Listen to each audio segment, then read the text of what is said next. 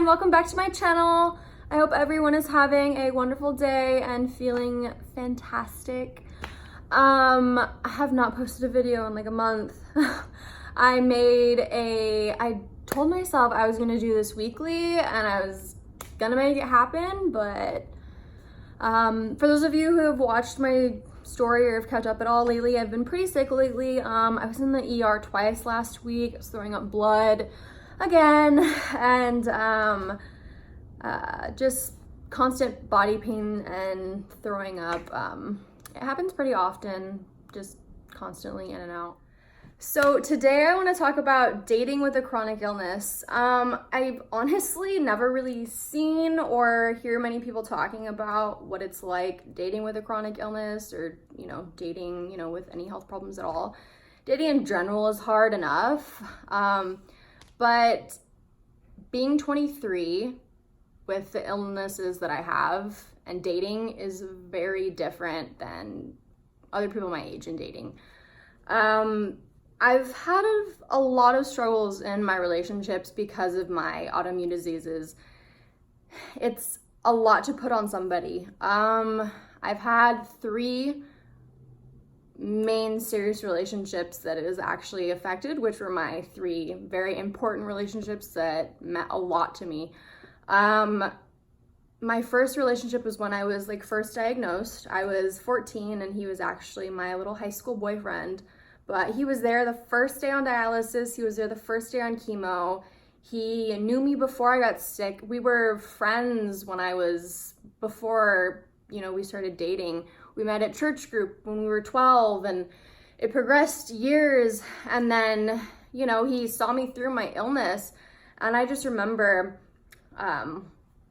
after, once we started going back to school and stuff, and dances came up and football games and all these things started happening, and I realized, wow, I literally am in a wheelchair. I can't walk. I can't do anything. We literally went on Disneyland trips with me in a wheelchair.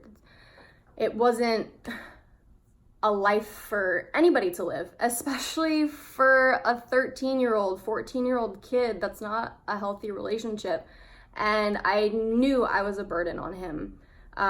When we were in high school, we had this thing called Backwards, where it was the girls would ask the guys.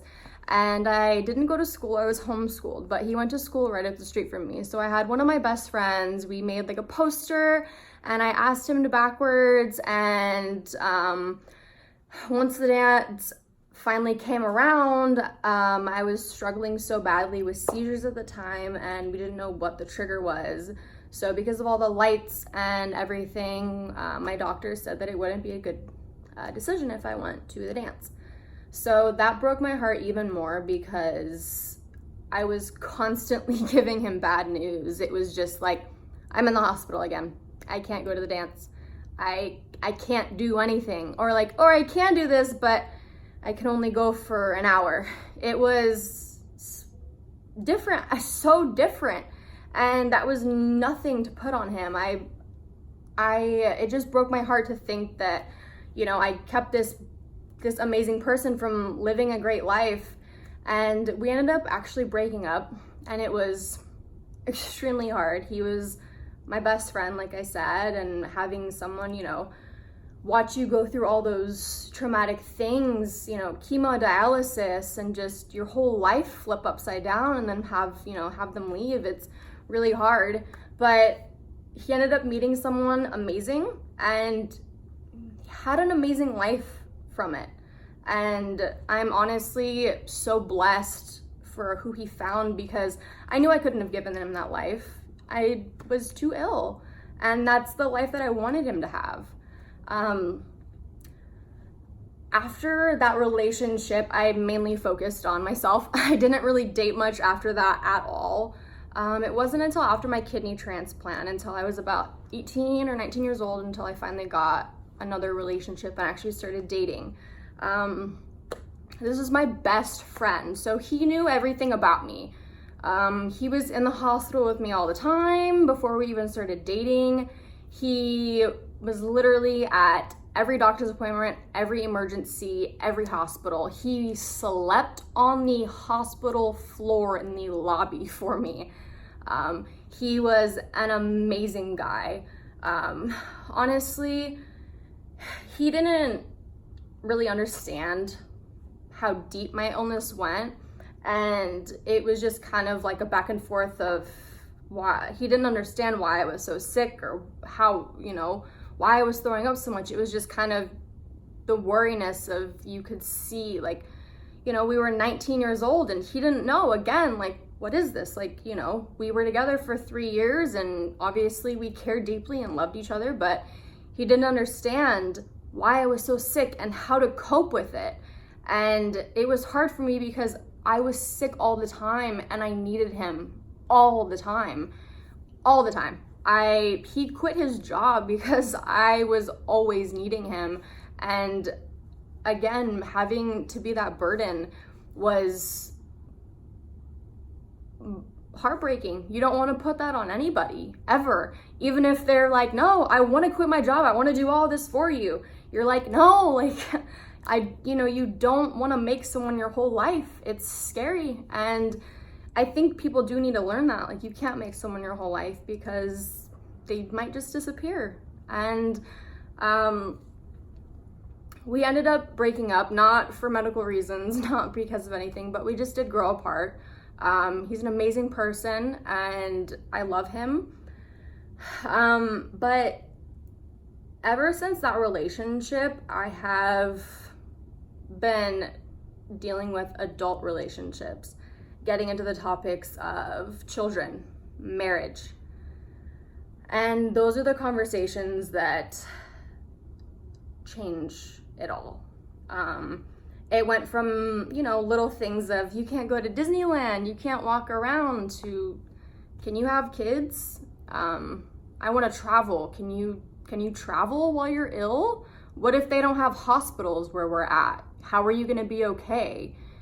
It came down to, real life situations of like, can you be a mom? Can you take care of like a family? And those were things that I was faced with and I didn't know if I could handle.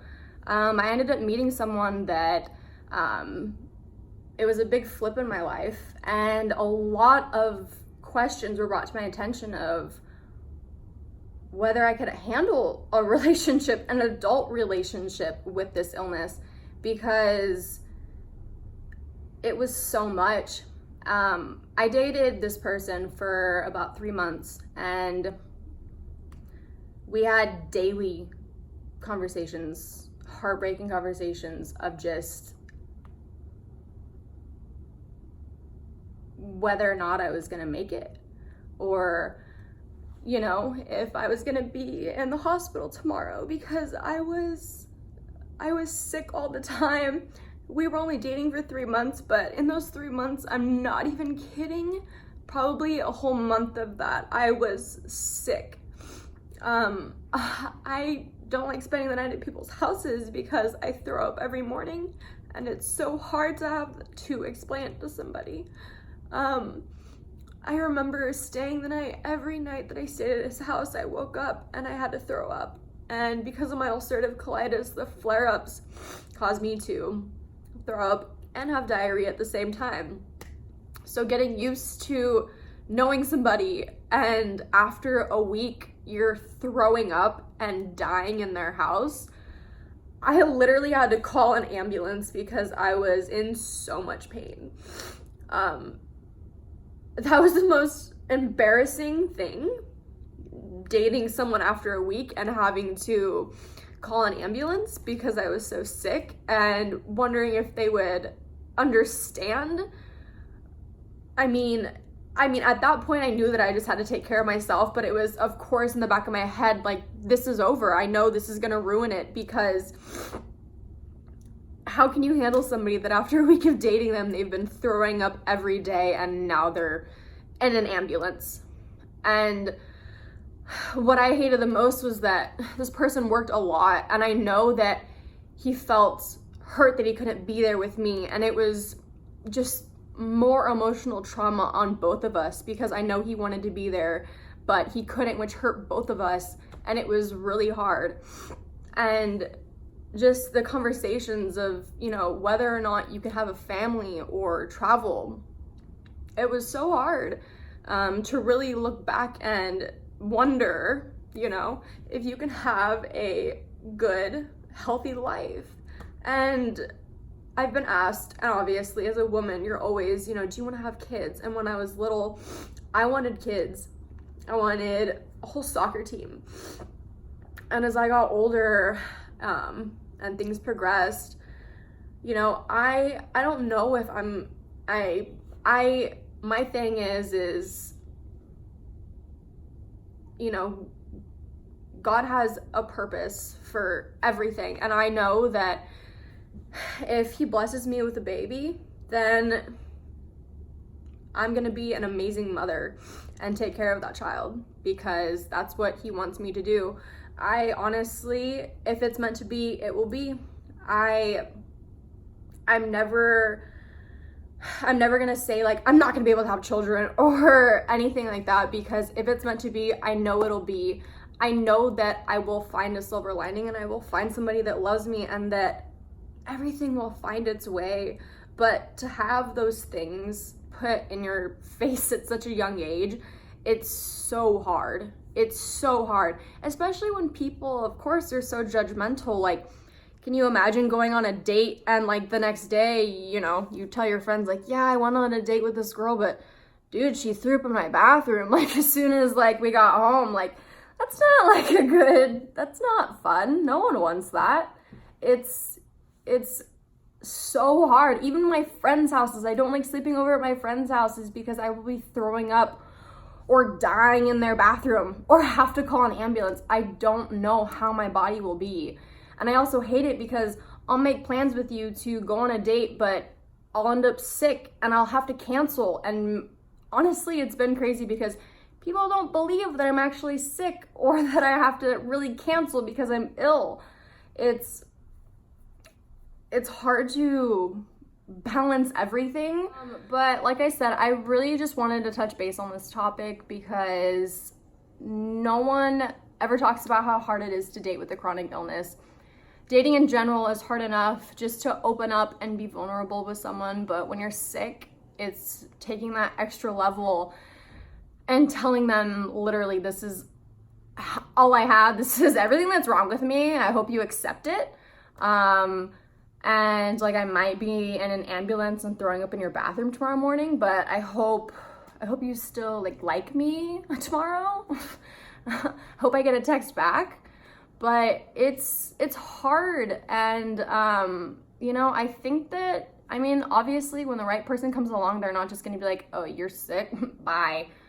But it's a definite struggle, and this isn't anything of saying like, you know, it's so hard, you're never gonna find anybody that loves you. This is more of just bringing attention that it is very hard to find people that understand and that will stick around. I've lost best friends, I've lost boyfriends, I've lost a lot of people because of my illness, and it's really hard, but there's always a silver lining, and the good people will always stick through. And you will find somebody that sticks with you and loves you through it all. But thank you guys so much for all the support lately. I've been posting a lot on the groups, and the amount of comments I've been getting has literally, I haven't even been able to respond to all of them, and the friend requests I literally just got to today. So I've been able to accept all your friend requests. I have not been able to get to any messages either, but I will soon. And the messages I get that I've made your days or brought any positivity to your life has seriously made my heart so happy. If I can make anyone's day, one person, or put a smile on anybody's face, that's all that makes me happy. So again, thank you guys so much for all the support, and please don't forget to like and subscribe. Bye guys.